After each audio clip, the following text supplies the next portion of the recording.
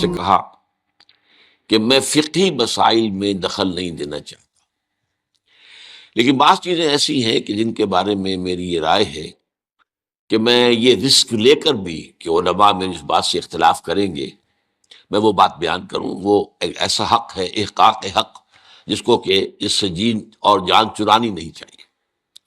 میرے نزدیک یہ معاملہ کہ یہ گلاس اگر آپ نقد خریدتے ہیں تو 10 روپے کا ہے، اور 1 مہینے کے بعد اگر آپ پیسے دیں گے تو پھر 11 روپے ہیں، میرے نزدیک یہ سودی معاملہ ہے کہ 1 روپیہ سود ہے۔ یہ ایسے ہی ہے کہ آپ نے کسی کو 10 روپے قرض دیے اور 1 مہینے کی مدت کے حوالے سے 1 روپیہ بڑھ گیا۔ سود اور کس کو کہتے ہیں؟ لیکن بدقسمتی سے فقہ حنفی کی روح سے یہ جائز ہے، لہذا علماء کا فتویٰ موجود ہے ان لوگوں کے لیے۔ اب سود کو کس طرح کیا گیا ہے؟ سرکموینٹ کرنا جو ہے سود کو۔ آپ ایک کار خریدنا چاہتے ہیں، آپ کے پاس پیسے نہیں ہے، آپ 10 لاکھ روپیہ بینک سے لیتے ہیں، بینک اپنا جو ہے آپ کو 10 15 20% کے اوپر قرض دے دیتا ہے۔ اس کے بجائے ایک راستہ اختیار کیا، ہم آپ کو کار خرید دیتے ہیں، آپ ہمیں 10 سال کی قسطوں میں پیسے دے دیجیے۔ وہ اپنے 10 سال کا سود کیلکولیٹ کر کے اس پہ ڈال دیتے ہیں، وہ آپ کو دینا پڑے گا۔ تو یہ صرف ایسے ہی ہے کہ ناک کو سیدھا پکڑ لیا جائے، یا یہ کہ پھرا کر ہاتھ جو ہے گردن سے، میرا تو ہاتھ نہیں پہنچتا، لیکن یہ کہ بہرحال جن کے پہنچ جاتے ہیں ہاتھ، وہ اس کو جائز کیے بیٹھے۔ تو میرے نزدیک اصل میں یہ آپ کے سامنے ایک بڑی یعنی دین کی حکمت اور فلسفے کے اعتبار سے بہت اہم بات ہے جو اب کہنے چلا ہوں۔ دیکھیے، آپ کو معلوم ہے کہ حق و باطل کے درمیان کشاکش اور کشمکش اور جنگ یہ تو اول روز سے ہے، ستیزہ کار رہا ہے ازل سے تا امروز، چراغ مصطفی سے شرار ملہوی۔ نتیجہ کیا ہے؟ حق غالب آتا ہے، کچھ عرصے کے بعد پھر باطل سامنے آ جاتا ہے، پھر کوئی اللہ نے نبی بھیجا، پھر حق کو غالب کیا، پھر اس کے اوپر بعد میں کچھ عرصے کے بعد پھر باطل سامنے آ گیا، شیطان نے پھر غلبہ کر لیا۔ یہی ہوتا ہے۔ خلافت راستہ کے ختم ہونے کے بعد سب سے پہلی خرابی کیا آئی؟ ملوکیت آ گئی۔ اب موروثی ملوکیت ہے۔ ملوکیت کیا ہے؟ جس کی لاٹھی اس کا بھینس، جس کے بعد طاقت ہے وہ آئے اور حکومت کے قابض ہو جائے۔ اب کہلاتے خلفاء تھے، وہ خلفاء تو نہیں تھے، بادشاہ تھے۔ وہ بنو امیہ کے ہوں، بنو عباس کے ہوں، یا ترک ہو، یہ بادشاہ تھے، خلفاء کہتے تھے، خلفاء اپنے آپ کو۔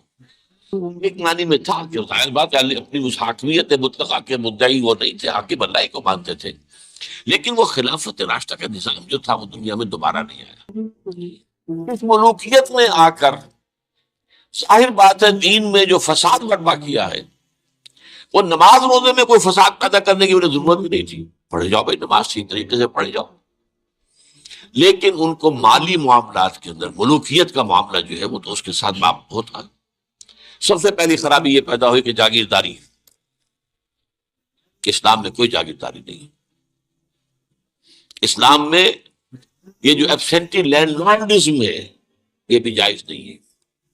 امام ابو حنیفہ کے نزدیک حرام، امام مالک کے نزدیک حرام، امام شافعی کے نزدیک حرام۔ لیکن یہ ہے کہ قاضی ابو یوسف صاحب نے، جو امام ابو حنیفہ کے شاگرد تھے، اور امام محمد وہ بھی دوسرے شاگرد تھے، انہوں نے فتویٰ دیا جواز کا، کچھ شرطیں لگا، اس لیے کہ ملوکیت جو ہے وہ جاگیرداری کے بل پر چلتی تھی۔ 5,000 منصبدار، 20,000 منصبدار، 30,000 منصبدار، 50,000 منصبدار، اور اس کے اوپر بادشاہ تھے۔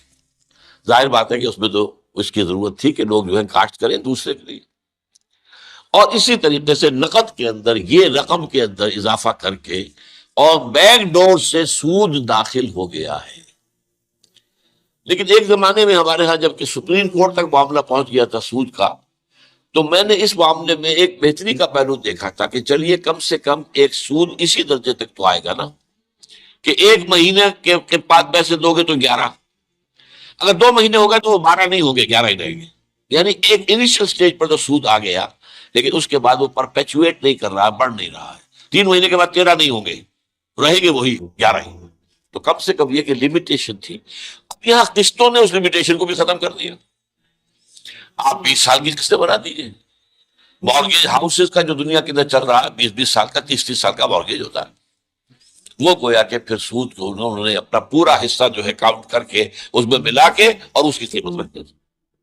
میرے نزدیک یہ چیزیں حرام ہیں، اور میں ڈنکے کی چوٹ کہتا ہوں کہ حرام ہیں، لیکن چونکہ علماء کے فتوے موجود ہیں لہذا میں کیا کروں؟